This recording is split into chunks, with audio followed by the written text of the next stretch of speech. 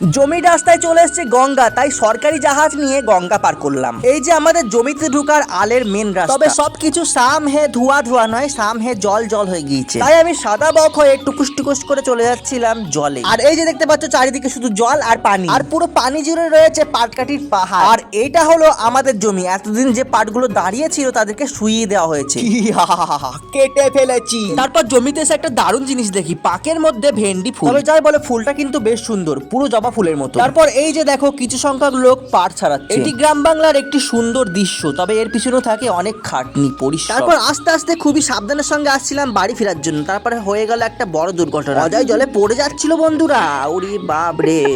তারপর বাড়ি আসার পথে দেখা হয়েছিল আমাদের এই বর্মার সাথে, আর বর্মাকে বললাম দাঁড়াও একটুখানি ভিডিও করে নিই তোমার। আর আমাদের এই বর্মা কিন্তু খুবই পরিশ্রমী, দেখেই বুঝতে পারছো তোমরা। তো চলো ভিডিওটা এখানে শেষ করে দিই। ভিডিওটি ভালো লাগলে অবশ্যই ফেসবুক থেকে হলে ফলো, ইউটিউব থেকে হলে সাবস্ক্রাইব, আর লাইক করতে অবশ্যই ভুলো না। টাটা।